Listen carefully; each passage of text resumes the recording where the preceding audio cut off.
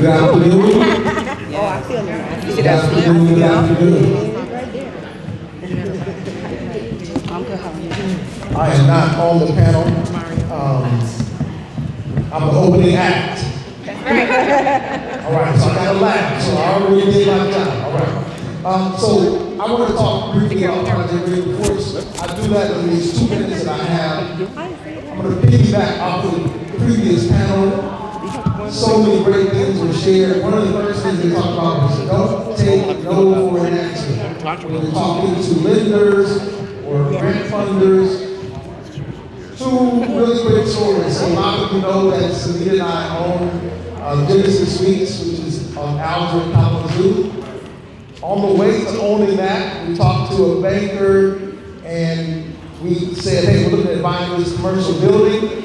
And they said, and we said, we just want to know what your rates are. And the guy said, well, we can't tell you your rates until you apply for the loan. And I said, really? I said, okay, but you can't tell me the rate. Can you give me a range? He said, no, we can't do that either. I said, okay.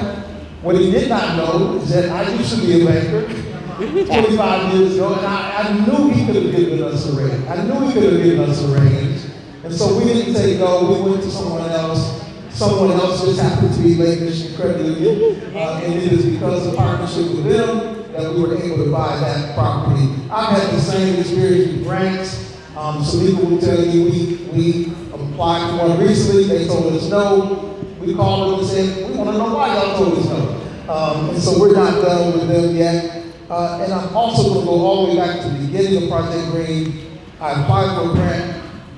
I talked to one of my mentors who knew some people who had some funds. We submitted a grant proposal, and my mentor told me it's not a good proposal. So I heard Bill when he was saying, you don't need people that's just on the side who will tell you what you want to hear. And so we had to get better, and we got better, and so here we are today. So some of you know Project Green. We got started around the issue of payday lending. Excuse my back, my friend is behind me. But we got started around the issue of payday lending, warning people about the dangers of payday lending. And so let me ask you in the room, do you know what is the annual percentage rate of payday loans here in the state of Michigan? Shout it out. Whatever you think it is. 35, 30 something. 75%, what? 35. 35%. 29%, all of those are high numbers, right? You have to multiply a couple of those numbers to get the real number. It's 390%. For a small dollar, short-term loan is legal and it should not be legal. And so we want people to stay away from payday loans. Because a payday loan is what I call a financial collision at the intersection of legitimate need and perverse greed. It's a financial collision at the intersection of legitimate need and perverse greed. And so what we do with Project Green is we're trying to reduce the need and guard against the greed. We do that by teaching people financial capabilities, programs, basic stuff like budgeting, credit building, saving for emergencies, and we do economic advocacy. That's where we're trying to remove the systemic barriers that keep low to moderate income people from reaching their financial goals. So, for example, we're working with housing agencies and landlords to do rent reporting so that people have their rent reported to credit bureaus to boost their credit report. So we will be happy to talk to you about that. One last thing and then I'm done. We also have on our table today a little bit of information about a credit builder pilot initiative that we're starting. We're going to either call it Fresh Start or Leak Sealer, like sealing a leak. We want to hear from you some feedback on those names. But it will be a secure credit card that will allow people to use that. The secure credit card will be secured with grant funding that we have. And then people can practice good credit payment history, and build their credit, and then we'll release those funds to them. So if you want to learn about that, please see us at the table or see them at the table. I might speak out in a few minutes, but I know you all have great things to share. Thank you for these few minutes. Thank you. Thank you, Patrick.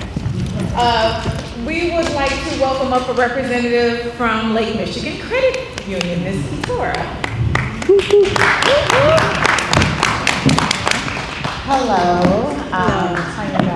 there knowing I don't like doing this, but I'm here. So I am a mortgage loan officer with LMCU, and we've been talking a lot about action today, and LMCU is about action, out in the community, putting out money, putting forth effort to spread the awareness of home ownership.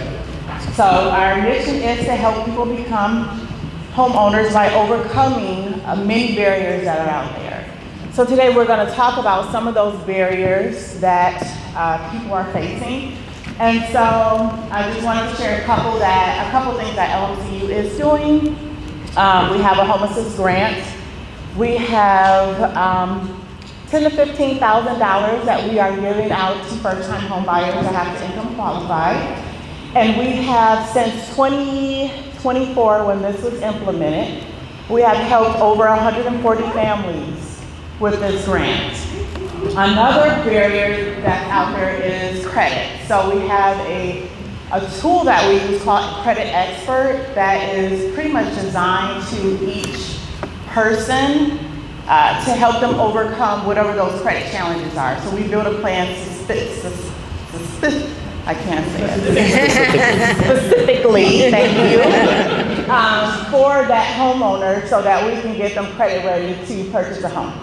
Last thing we talk about is affordability. Affordability right now is an issue. So what we help with, the area we help in affordability is all those grants that are out there. So the one from LMCU, and then there's other partners that we work with.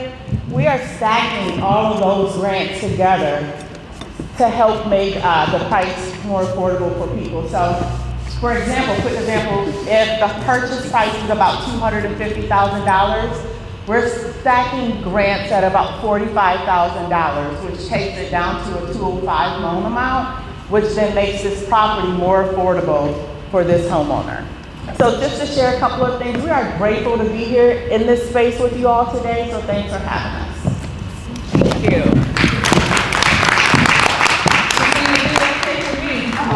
All right. Well, listen, she's my best friend, so I kind of got to I wanted to just thank everyone for their attendance today. Have you been enjoying the information that you've been hearing? Every day, and I am just, I'm at peace with the level of knowledge and expertise that we have in our community, and we don't see it often enough, but this feels like a very safe place, and it feels like a place when we come together, we can do really, really great things, and I think today is just a testament of that. And so again, I want to say thank you to 1,000 families of color. I want to say thank you to my fellow sorors of AKA, because we would not be here if it were not for your forethought and foresight. So thank you. We're getting ready to give away some prizes. And so everybody wants to get prizes. I'm going to hand it over to you. Oh, of course. Okay, so we have 3 $25 gift cards to Meyer. So pull out your cards. So when you got in, you should have received a red ticket. Must be present to win. Make sure you get your ticket in. Also, we do have question cards, so if you, during this presentation, feel led to ask a question, we do have those cards. If you would like one, please raise your hand as well.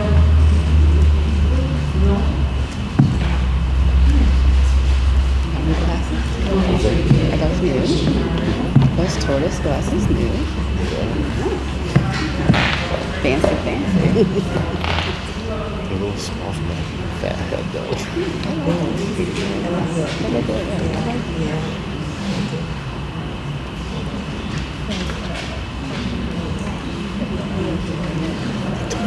Driving in those are so thick right here. I got 2 blind spots now. Oh yeah, you look to the side. I can see that. Okay, so. All right, I forgot.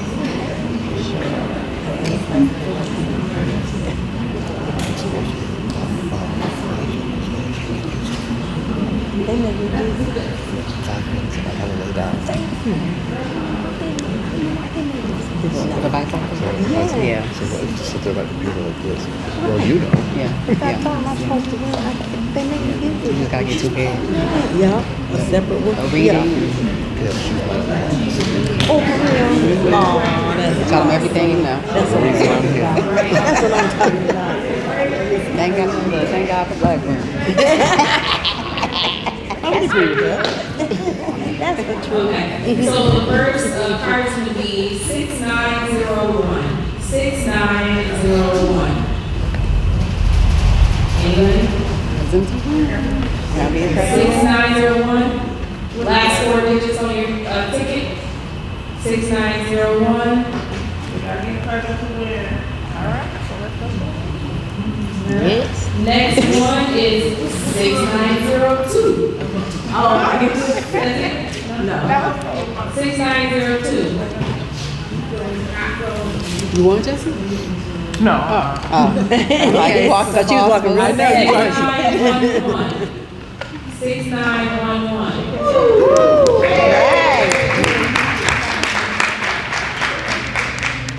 All right. Next we got 6905. 6905. Going once, going twice. All right. 6915. All right.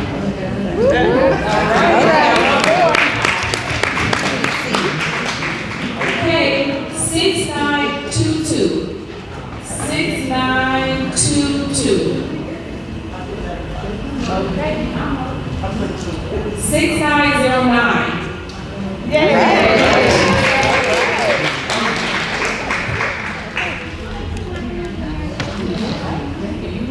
Thank you for your participation. Again, if you need a question card, please just raise your hand and someone will be around to hand that over to you. Okay, so look at my lovely panel. We ready too. So this next segment is called Breaking Down Doors, Housing and Home Ownership Equity. And I would like to welcome you to this segment, and I also want to welcome to the stage our dynamic panel.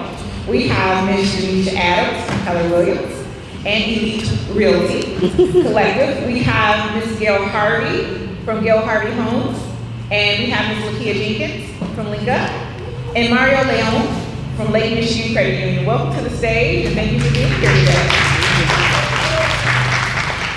All right, so housing and home ownership is a concept that is rooted in fairness, justice, and equal opportunity. They are rooted in this concept in access to housing and the ability to build wealth through home ownership. And so we're here to dive into this topic this afternoon. And so my first question is going to be from Ms. LaKiya. What does affordable housing truly mean in today's market, and who is being left out of that definition? All right. So when you hear about affordable housing traditionally, that means that only 30% of your income is going towards your housing. Whether that is your mortgage payment, your rent payment, your utilities, etc. So traditionally, when you think about the term affordable housing, you think about 30% of your income going towards your housing costs. When you consider just the various different situatedness of residents and the growth that cities are continuously have, maintaining that affordable status is very, very difficult, correct? And so you folks in the room, or you might know someone who is spending well over 30% of their income on housing, giving the rising costs of rents, giving the community's growth and development, and the lack thereof of wages increasing at the same pace. And so when you hear about affordable housing and the type of affordable housing that I do at LINC, a lot of that is low-income housing tax credits. And so there are nonprofit developers around the community that build affordable housing through LIHTC programs in which we focus on a specific income level. And so you might hear the word AMI, which is area median income. So a lot of times the funding that you see looks like folks who are at 80% of the area median income, 60% of the area median income, etc. And so these guidelines come down from HUD. And so a lot of the times, nonprofit developers don't really have a say or any flexibility when it comes to creating that affordability. So there are income requirements that come down from HUD for each municipality, and those are followed. So when you see development take place, you might see a developer build a 54-unit multifamily development which is focused on 80% AMI. So folks who are making 80% of their area median income. And so not only do they have to fall within that income range, but they also have to meet the other requirements as far as making sure they're not spending over 30%. So as you can imagine, this leaves out several groups, right? And so it leaves out the working poor. There are folks who have full-time jobs and who fall just above those income requirements. And so they really don't make enough money in order to really meet that affordable living standard when it comes to housing, but they make too much to qualify for these types of programs. And so a lot of times that is the missing middle that we talk about that gets left behind in those circumstances. I would say folks on fixed incomes, seniors, a lot of times get left behind when we consider affordable housing. You know, again, if you've been in a neighborhood that historically has had lower sales prices, but now development has taken place, and now property values have increased, and now property taxes have increased, and you're on fixed income, or you're retired, or you're a senior, those effects take place financially, and now folks are out of that affordable range when it comes to spending 30% of their income. I would say there are also gaps when it comes to affordable housing, when it comes to folks who are underemployed or unemployed, those who are at risk of, homelessness. And so there are various different gaps in the affordable housing sector that need really to be addressed. And so not only should affordable housing developers be trying to add to the physical space by adding affordable housing, but we also must be advocates to make sure that we're sharing stories of what's really happening on the ground when it comes to the residents in our community. Thank you so much. So when I was researching this topic, I said, it just came to my mind kind of like when we went through COVID, I said, the word endemic popped in my head. And I said, let me just explore affordable housing as an endemic and what does that really look like. And some of the things that when I was researching it, there's a slide right up there right now. Over 25% of the folks who are homeowners spend more than 30% of their income on housing. And so when you think about an endemic typically refers to a disease or a condition regularly found among particular people or in a certain area. And so that metaphor just kind of resonated with me as I was looking into this. And so if you apply that metaphor to affordable housing, it would suggest that the lack of affordable housing is chronic and widespread. The lack of access to affordable housing is chronic and widespread. It's deeply embedded in our socioeconomic fabric, and it disproportionately affects vulnerable populations. And so I looked at all of those and I said, yep, check, check, check. And so there is this connection between the two of it only affecting certain people. But what I want to talk about next, and the question I want to pose is for Ms. Gayle and Mario, what continues to be the biggest barrier to accessing affordable housing in our community? I'd say one of the biggest barriers is education. You don't know what you don't know. It needs to start in the schools. It needs to start somewhere, right? So one of the biggest things that our children and I do is education, financial education, tell people everything, get them out of the road. That's what I did at LINC when I worked at LINC, was prepare people for homeownership. Tell them what things they're going to have to work on. Like Cheryl said, we have a credit program where we put people on a plan, things like which for a resident, and down payment. People cannot afford down payment with, life being what it is right now. So that's why we developed this community lending down payment assistance and all of the other grants that we can stack on to it, because that's the biggest thing, the biggest hurdle people have right now. Thank you for that. Ms. Gayle? Okay, yes, and just to piggyback off what Mario is saying, the financial literacy when it comes to homeownership is key. A lot of times people will go to their lenders, different ones, and they'll want to see if they can purchase a home, and they may be told, oh, you don't qualify. And instead of getting them somewhere where they can understand it and start to build and do what they need to do finance-wise, they just let them go by the wayside, and then they don't know what to do. So they come back in a year or so, and then here we are again. I'm still making good money. Can I buy a house? And they still can't. So it's important to get the information to them on how they need to do and what they need to do to get there. Also, a barrier is still to this day discrimination. So in lending, there are practices where they are discriminated against.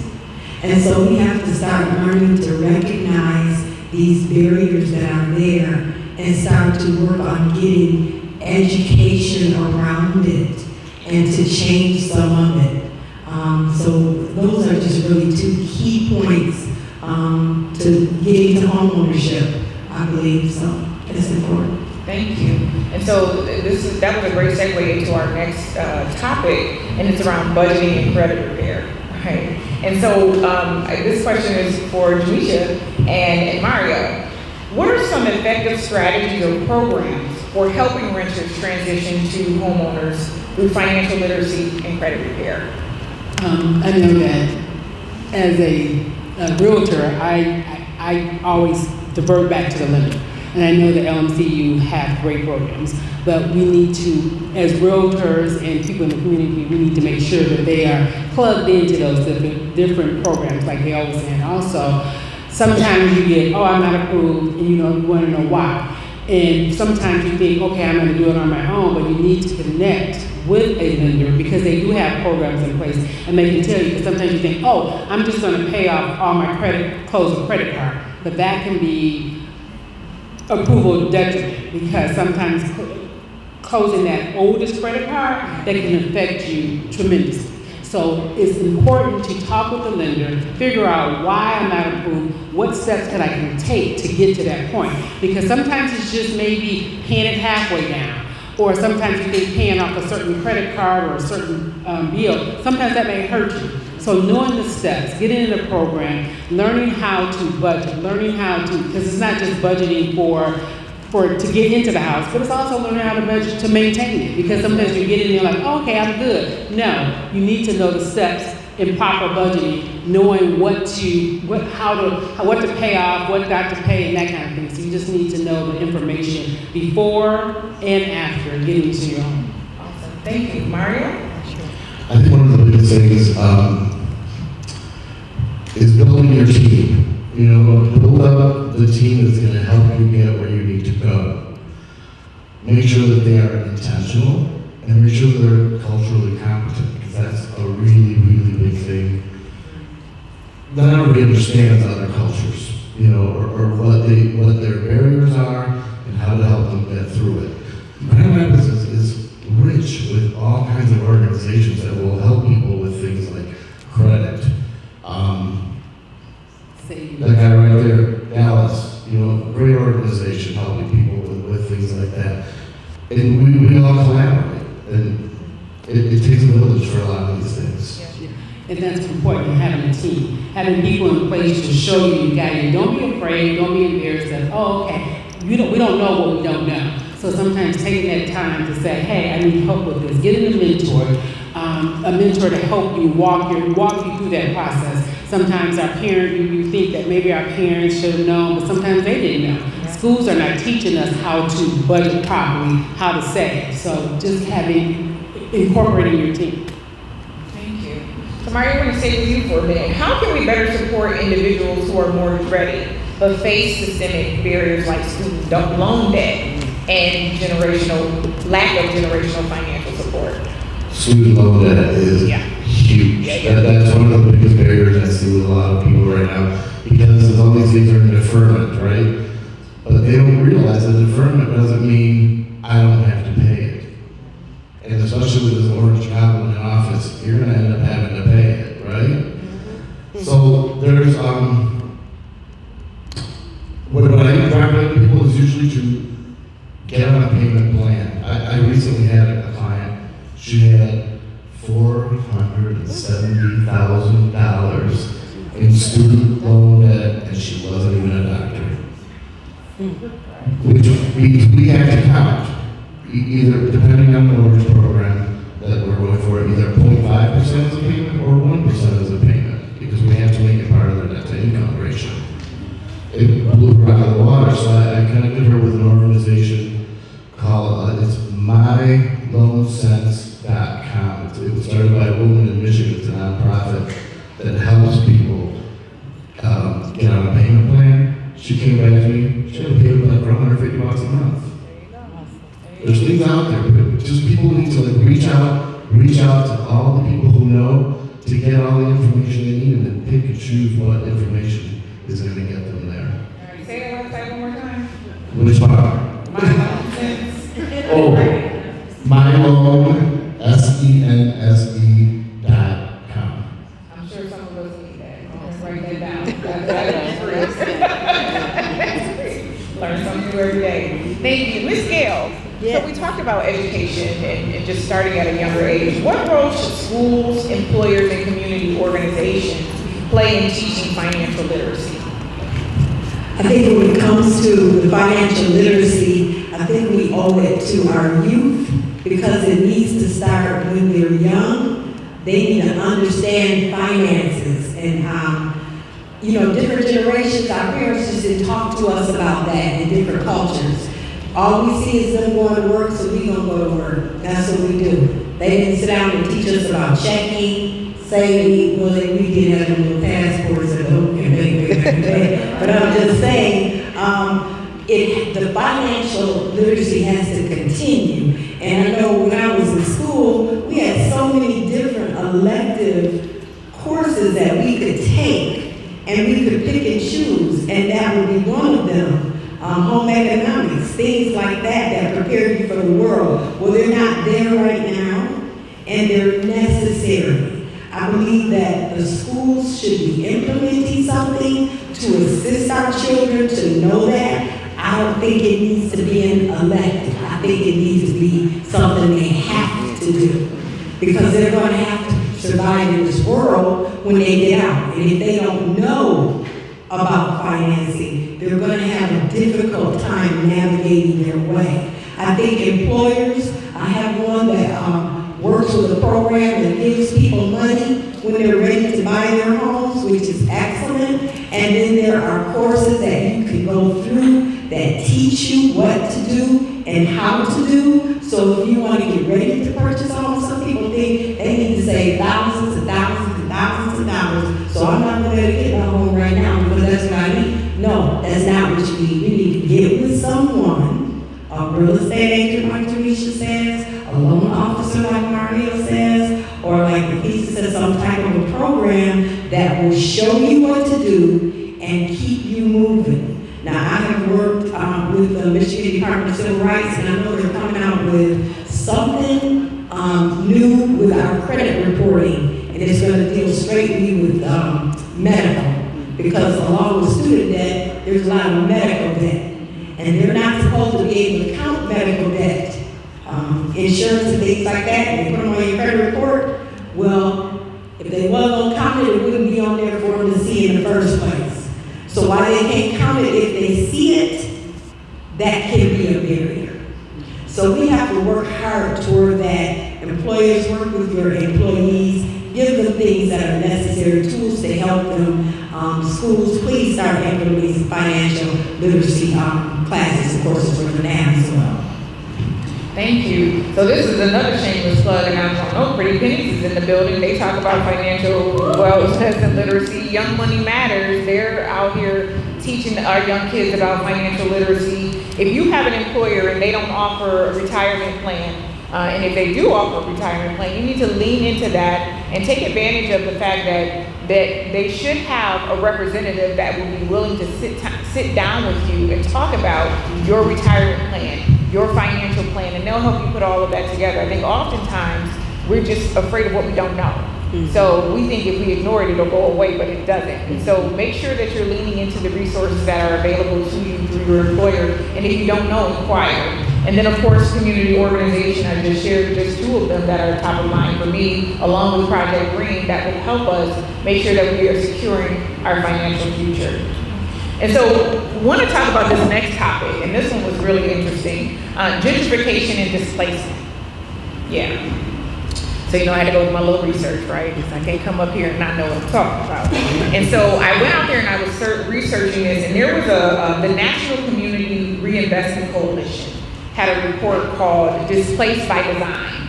And this report actually just came out in May of 2025.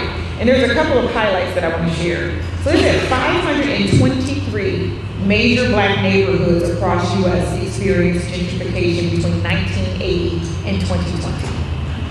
And while Grand Rapids was not among the top 5, it had top 5 most gentrified cities. It was notable that there was racial turnover in historically Black neighborhoods like, our Southeast community here, Hills, East Town. And we know that gentrification often leads to 1, loss of cultural identity, 2, increased housing costs, and 3, displacement of long-term Black residents. And so LaKiya, I'm gonna just pick on you a little bit for this segment and say, how do we balance neighborhood revitalization with the risk of displacing long-term residents? Yeah, so I think this is one of the toughest topics and the toughest things that developers face, right? Specifically nonprofit developers when trying to impact the affordable housing side within neighborhoods, at the same time trying not to gentrify and displace residents. So for us, displacement policies have to be baked in all your developments from the beginning. Displacement policies can't be a kind of hindsight, as we developed already type of strategy. They need to be a strategy that is baked in from the beginning. There needs to be intentional data, community engagement, and understanding of the neighborhoods in which we are developing. There needs to be supports, ensuring that the folks that we are developing in the neighborhoods understand the development, are educated, and are able to benefit. So things like community benefits agreements are important, making sure that we hire local, because developments bring in big dollars, and those big dollars shouldn't go to people outside of our communities. So ensuring that we are hiring local, and that we're bringing wealth to our neighborhoods at the same time. And then also pushing for things like inclusionary zoning, which means that when people develop, that a portion of those developments have to be catered towards low income to moderate income families, right? There was something that took place that's happening in downtown Grand Rapids called the 3 Towers Project. There were lots and lots of residents that went down to the city commission. We were able to get a $5 million commitment. It wasn't the commitment that we wanted, given the amount of money that the developer was getting in, TIF dollars and tax increment financing dollars, but it's something. And so development has to include neighbors. It has to include residents. Even the businesses are affected when it comes to gentrification. There are historical businesses within neighborhoods that can be deeply affected when development takes place and property values go up and the rising cost of commercial leases. And so it just has to be intentional. And so developers, whether you're nonprofit or for-profit, have to work with residents, and residents have to be the ones to hold our feet to the fire and hold us accountable to ensure that as we are going about these things, that if we say we have a mission or a value to create space that is equitable and to create, new developments that meets the needs of the community, we have to make sure that the community is not left behind in that process. And so you answered the second question in that too, because the second question was, how can developers and city planners engage communities in that planning process to ensure equitable outcomes? And so I'll expand on that and ask, how does LINC help with that process? Yeah, so we try to be very intentional. So when we say we do grassroots engagement, we do grassroots engagement. And so a lot of what drives the development at LINC is based on community input. And so we start by engaging in one-on-one conversations, whether that is sitting in living rooms, door knocking, whether that is hosting community listening sessions, whether that is sitting down with business owners, talking to emerging leaders, finding out what the community needs. The community has deep-rooted wisdom. Residents, no matter what income level, know what they need for their communities. And so I think a lot of times developers, they parachute in with these bright lights and these beautiful buildings, and they create these, they have this sense that, we're doing something good for these communities. This community has a lot of light. This community has a lot of dilapidated buildings. If I come in and I add this wonderful new developer, we're doing them a favor. That is not always the case. And so you have to listen to those that you claim you serve. And again, it goes back to just making sure that residents stay engaged. Let's not wake up one day and we see development taking place and we see cranes in our neighborhoods and we don't know where they came from. And so being intentional, finding out what's going on, staying connected to your neighborhood association. Like, if you can't make it to the city council meetings or the city planning meetings, look it up, check out what's happening. Get connected to your local organizations. Grand Rapids, we see it. We see downtown growing. And guess what the neighborhood that's closest to downtown is? Southeast side, 49507. It's, so all that growth is going to continue to approach into those neighborhoods.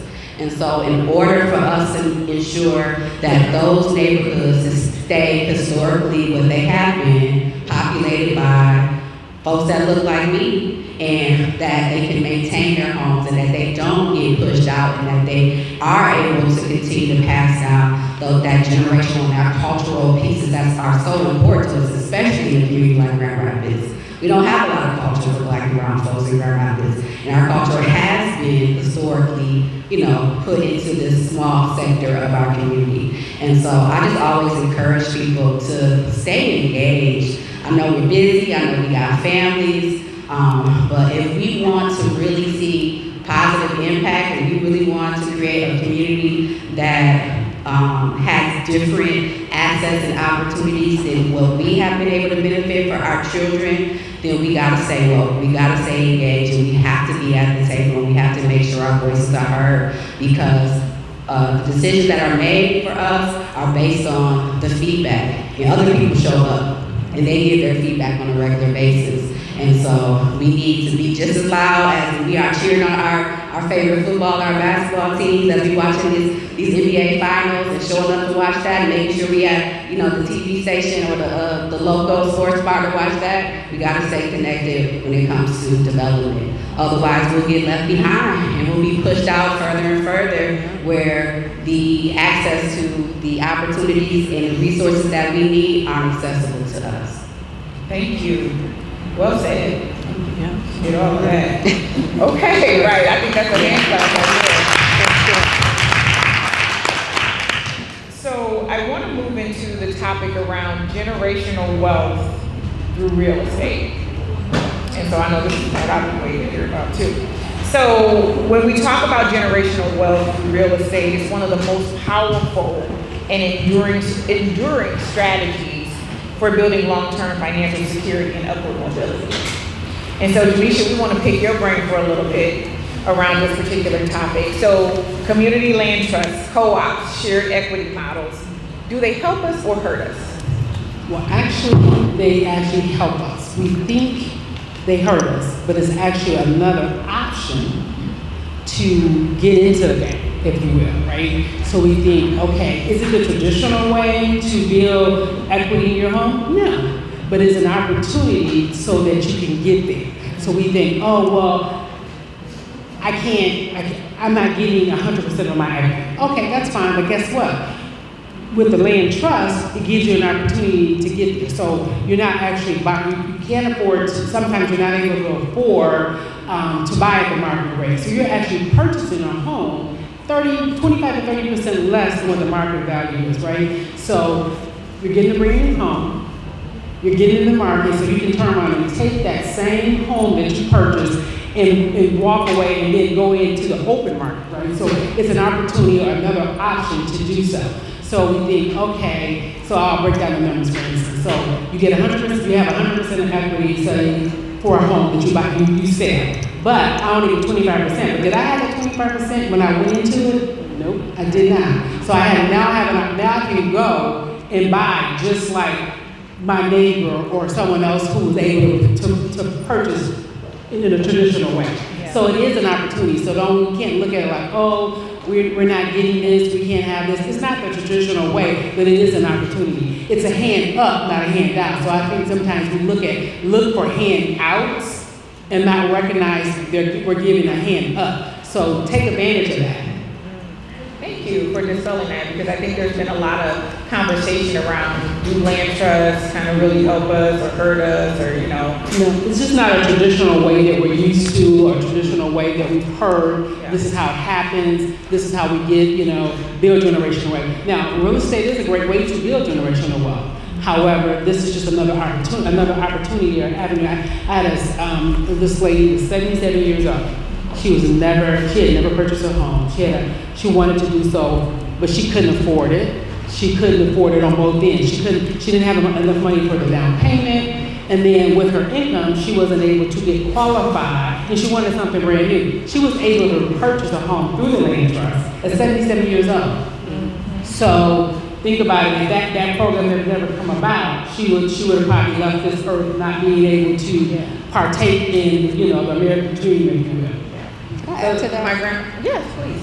And I was going to ask you, just to the CLTs and just some of those myths that come with it. CLTs is another way to maintain affordable housing projects within communities as well. And so we're talking about long-term strategies. Again, it's not going to be your money maker as far as equity when it comes to the home sales, but those prices and the way that land trust manages the ability to either pass down this home to a next generation or maintain the affordability of that house 20 years from now when property values have gone up. That's another way that we maintain affordability in communities. Thank you. Can I add to? Absolutely. Okay, so community land trust, I've actually been working with that a lot in the last few years. Anybody a mathematician out there? I don't have a calculator with me. Okay. So let's say a community land trust home, it appraises for $350 time. Okay? It's reduced by 25% because it is a community land trust home. I ain't talking about a particular community land trust in town, but I'm not going to say the name because then I'd be advertising, right? Okay, so what's this house? How much is the home now? $275. Okay, so this particular community land trust has ARPA, city ARPA funds attached to it that are based on their income. So if they're at a certain income, they can get a certain amount. These people I just worked with, they got $80,000 in ARPA funds to reduce that. What do we got now? $195. Okay, they came to LMCU. We couldn't do Mishta, so that knocked $10,000 out because they can't take Mishta. But we got LMCU $15,000 grant. The launch grant for $20,000, another $35,000 off. What are they getting a house for? $160. I feel like a game show. I know, right? $165. Okay. $160. Somebody who didn't think that they could afford a house who bought a $350,000 house. Come on. It changes the game. It does. It gives That them- matters. That matters. Yeah, and that's the part about education, right? Because when you don't know, you don't know. Right. Sometimes we have, we're hesitant because we're like, are they gonna try to play us? Are we going to end up in a situation where, you tell me one thing, but then down the line is something different, et cetera? So it is truly about education. So thank you so much for sharing your insight and knowledge around that particular topic. I want to transition to this next question around estate planning. And so how can estate planning and intergenerational financial literacy be integrated into homeownership programs? As far as, so when you have, I think our culture will feel like, oh, let's not talk about wills, let's not talk about, because I don't want to, life insurance, I don't want to talk about those things because I'm not going to die. But you can use that information to help put in place for your kids, as far as your taxes. So if you put your home in a trust, a living trust, you protect, so you pass it down through a deed. Then that tax bracket, that when they bought it, then they have, that tax stays the same with that house, it doesn't change, right? So that's one way. So, and then as far as like life insurance, when you're building those things up, it helps with passing it down to your kids. They don't have to worry about it. That's another way that they can build generational wealth. That's equity. That if your grandmother bought the house, that equity passes on and on and on. So it's important to have that. It also helps from probate, avoiding the probate situation. So it's so many different ways that you can protect your real estate through trust and wills and estate planning. So it's so important. Absolutely. We need to be more knowledgeable about that because there is nothing wrong with it. What they say, there's two things in life you can assure that's going to happen. What's that? Taxes. So it protects your income. It protects so much in building your wealth for your kids and leaving inheritances for your kids. Thank you. Yeah. I'm just going to add a little bit of decision to that. Jamecia, because you're absolutely right. And I've been doing a lot lately. Y'all, the deaths, like she said, death and taxes. They come and it seems like there's been so many lately. And I'm getting a lot of young people where their parents and things have gone on and they've been in these houses all of their lives. And their thought is just that, well, I'm the only kid, so it's my house. Exactly. So they need to understand what they need to do before it gets to that point so that they know it's their house and they did not have to pay a whole bunch of extra money because they're keeping it. So it might be their house, but like she said, it's going to now go through probate. Money going to be given out there. Taxes and stuff going to change because now you're new to that and it's going to go up. And then sometimes with the gentrification, the taxes have gone up so ridiculous that now, even though you was there all your life and your mom been paying this or your dad been paying that, you can't afford to do it because of the change of ownership, and now those taxes are sky high. So it's important that our families, like she said, we don't usually do the wills and things like that, but really we have to be more educated on that part, and we have to start letting our kids know what's going to happen here when we pass on. I need you to have this, so we're going to hold title this way, like Jamecia says, in a trust, or however you need to hold it so that you know it's there, you don't have to go through losing money when it happens. My daughter talks to me about death all the time, and she said, I'm going to let you die, so we got to cover. So don't be afraid to talk about it, it's inevitable, and if you want to have that generational wealth, have that conversation. Thank you. So we talked earlier about community engagement and how the larger institutions play a part in helping to bring some of these things forward. And so this next question is kind of like a cross-cutting question. And Ms. Gayle, I'd like for you to help us understand, in your opinion, what role should hospitals, schools, and other institutions play in addressing housing equity?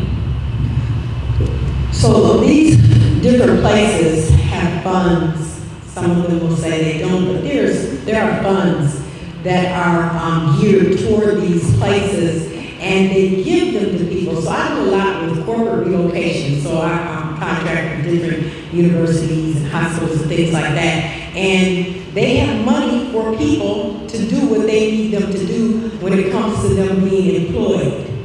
So that same money, or wherever you get it from, when I go to these rooms and they're giving out this and they're giving out that, they need to decide to be intentional about the communities in which they sit and which they serve, so that people can actually live in those communities while they're working for these employers. My hat is off to the superintendent of Grand Rapids Public Schools. They implemented a Know Your Rights program to teach those children what they need to do. So at the same time, something like that with housing and employers and employees, these things can be implemented. It just takes a conversation to know where the funding will come from, because there's funding there available. Just if be intentional. So for sure, that needs to be done with all of those institutions, and they need to teach it and allow it to happen. Yeah, thank you. They definitely have not only the resources, but the influence to drive systemic change. And so thank you for that. I am going to thank our panelists again, because that was our last question. So a round of applause to our panelists. And so we do have one question, this last question is around community land trust programs. And so I'm going to give a little context. We're thinking of the single person who makes more than $65,000, so too much for income-based programs, but not enough to get qualified. Are the community land trust programs income limited? Yes. Yes. Because it's usually geared around the AMI, average median income. Okay. So yes. Okay. And so whoever posed that question, if you want to know more, give one of the representatives from the Elite Realty. Yes, they will be able to answer that for you. A great question. And so as we conclude today's powerful conversation on housing and home ownership equity, let us remember that a home is more than just a roof over our heads. It is the foundation of opportunity, dignity, and generational stability. These disparities we've discussed are not just statistics. They are lived realities for millions of families who deserve better. We've heard today that equity in housing is not a luxury, it's a necessity. It's a public health issue. It's an education issue. It's an economic issue. And above all, a justice issue. And so whether we are policymakers, educators, healthcare providers, developers, or community members, we each have a role to play in dismantling the barriers that have kept too many people locked out of the American dream. So let's leave this space not just informed, but inspired. Inspired to act, to advocate, and to build systems that ensure everyone, regardless of race, income, or zip code, has a fair shot at a safe, stable, and affordable place to call home.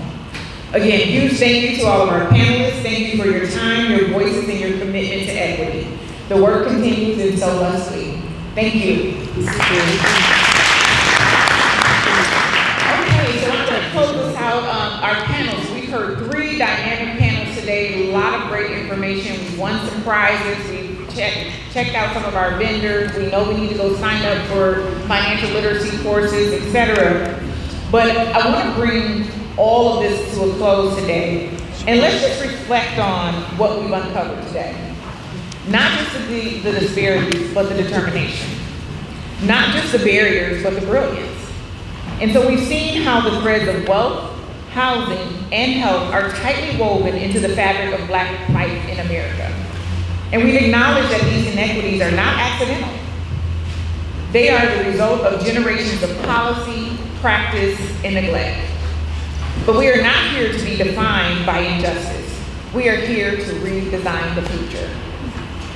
So we are here to build up systems that honor dignity, equity, and opportunity, and to invest in Black families, and Black neighborhoods, and Black futures. To ensure that every person has the right to a safe home, a healthy life, and a fair shot at building wealth that lasts. This town hall is not the end, it's the beginning. A call to action. A reminder that we are the architects of our future and of the future that we deserve. So let's leave here not just informed, but inspired. Not just moved, but mobilized. Because when we rise together, we rise for generations to come. Thank you for your presence, your voice, and your power. And I'll end with this quote from President Barack Obama. Change will not come if we wait for some other person or some other time. We are the ones we've been waiting for. Thank you for your participation. I just want to say on behalf of our panel, thank you as well for your knowledge, for paying attention to important questions that the audience and that people need to know. Yes. So we thank you for that research you did, and I thank you so much for being here. Thank you. Ms. Tanya, would you like to take us further, or are we just gonna open up now? Okay, she's like, all right. So thank you all for your participation. The expo, the vendors are back open and available to you. We have the next hour and a half or so to just check out our vendors and indulge in what they have to offer. Thank you so much.